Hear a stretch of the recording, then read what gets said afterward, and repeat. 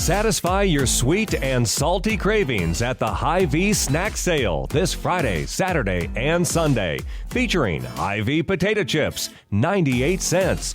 Coca-Cola 6-packs, $2.98 each when you buy 4. Little Debbie snacks in a family pack, just $1.48 each. Get these hot deals and so much more during the Hy-Vee snack sale this Friday, Saturday, and Sunday only at Hy-Vee. This is a CNA podcast.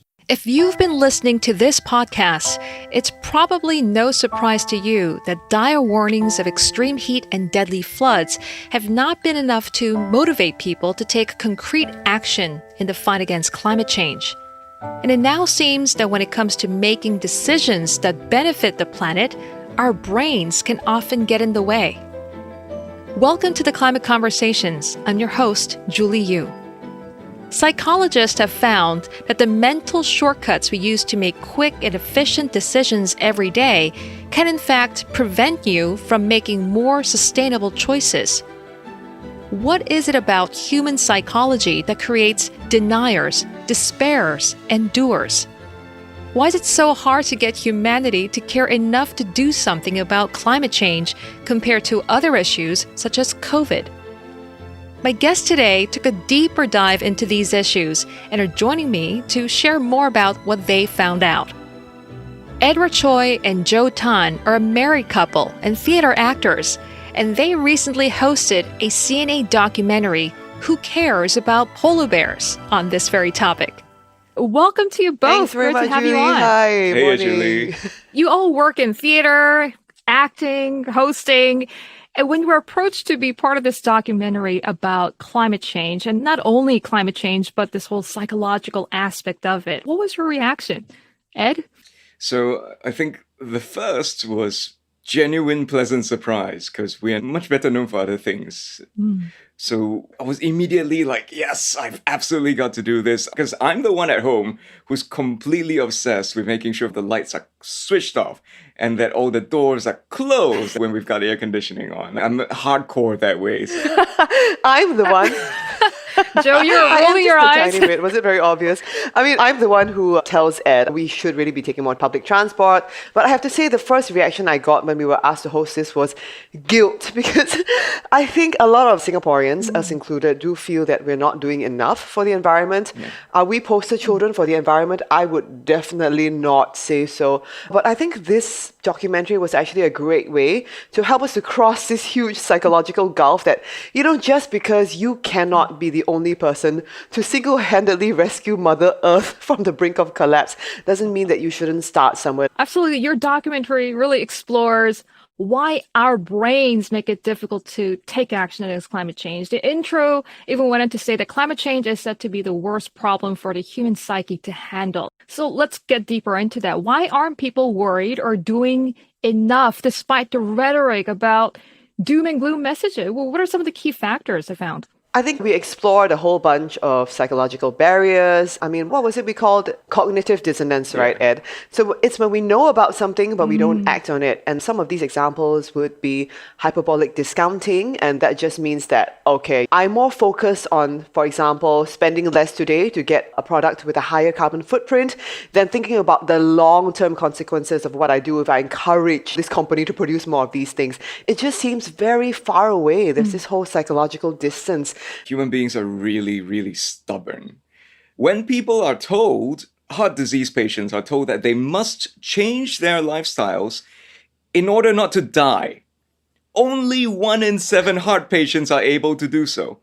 And so this is literally a life or death decision. As Jo has said, there are all these things that companies normally use that they know work on our brains to manipulate it, to sell us things. Those same things can be used to help convince us to change our behavior so that we can do a bit more for the environment and maybe slow things down a little. Yeah, there's absolutely reason for hope. But sadly, I'm sure what you guys just said ring true for many people listening to the podcast who know that climate change is happening. The impacts are bad and only going to get worse. So they make minor changes, but overall continue to live a sort of a typical high carbon lifestyle. So To find out more about our psychological tendency, you both have run multiple social experiments on this documentary. Out of all of them, what are some of the things that you found most surprising? Okay, so one of the experiments that I led was actually in a little cafe in MediaCorp itself. We had this survey where we asked people, okay, so this is a $4 cup of coffee, and this other cup of coffee is $6, but it has a much lower carbon footprint. And we asked people what they would choose, and almost every single person went for the $4 cup of coffee. So that wasn't surprising to me. It's a very Singaporean thing to do, I would say. But another very Singaporean result was that when we tied in a free reusable mug to the $6 cup of coffee, then people were like, oh, you know what? I do like that. I will go for that. Bearing in mind that it is friendlier for climate change and I get a free gift, that's what we should go for. And I was just thinking, wow, that's it. We really are suckers for free gifts. And I actually tried that on myself. Interesting. So you were talking about people's tendency to evaluate costs, benefits, and we prefer to go for immediate benefits and delayed costs. Is that what you're saying? Totally, yeah. It's called hyperbolic discounting, but yes, yours is the much more understandable way of putting it. One thing I also noticed about one of the experiments that you conducted, Ed, was on psychological distance, how we sort of tune out climate change from our conversations, our actions, when the problem seems far away, abstract, irrelevant. Tell me about that, what you found out. Thanks for asking that question, because it's completely related to the title of the show. We don't care about polar bears because the only one we've ever had here passed away a few years ago. But now there's no polar bear to look at. When people tell us about polar bears literally halfway across the world, how does it relate to me and my everyday experience? However, when we tell people, hey, this relates to Singapore for you or for your children, that Singapore is going to be harder to live in for yourself or your kids, that helps us latch on to ways in which we can get the message across. Me here and now, right? And I guess it's tougher for a lot of us here in Singapore because we're sort of insulated from that worst effect of climate change. We often don't talk or worry about it. And another sort of theory that you guys dealt with was called the bystander effect. Joe, explain to me how this sort of psychological phenomenon applies to... So I'm going to use Ed as a bad example. Sorry, Ed. I mean, like, a lot of the times, like, during this interview, he was saying, like, oh, corporations manipulate people, corporations do this, corporations do that. So bystander effect is, for example, when you assume that somebody else is going to do something because everybody knows about it. And it's an easy thing for us to just go, well, the corporations are causing a lot of this climate change. Corporations need to fix this. What can I do? But the fact is that everybody can make a difference. And when bystander effects kicks in, sometimes people forget that they can be the person to make the difference. I suppose one way that we learn to kind of hack our brains is to, I don't know, Ed, I suppose just take more responsibility for it. I mean, what Ed and I'm not very healthy for marriage, but hopefully it's better for the environment. We don't know. I mean, so that's not so much bystander effect as what we also studied, which was in-group, out-group. Like, hey, everybody's doing this, so you should do that too. And I'm just really naggy to Ed sometimes, and he's naggy the same way to me. And that way we can hold each other accountable, I hope. For real, Joe has gotten me to stop taking plastic bags from the supermarket, which is a big deal.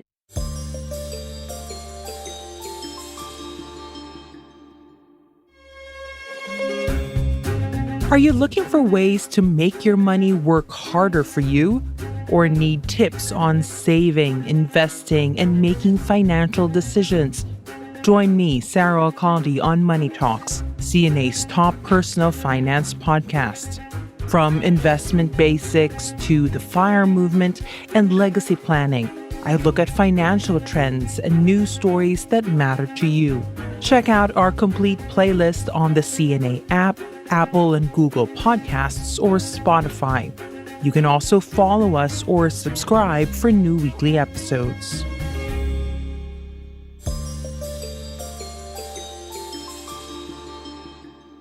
So overall, we've discussed some psychological barriers to go green with big names and scientific labels. But I'm sure there are those in Singapore wondering, come on, we're living in this tiny country. Our emissions account for a tiny amount relative to the rest of the world.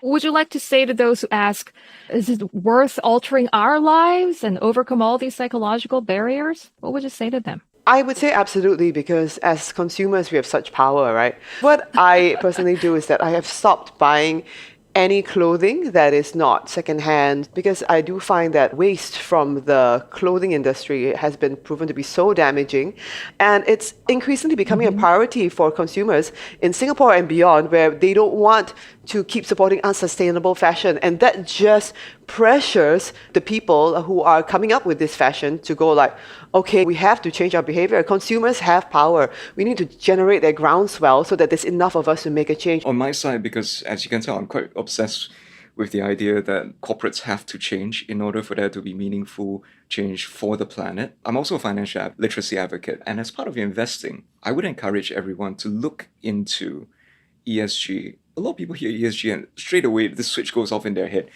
It's nonsense. It's ridiculous. It's just another thing they use to make you invest in them.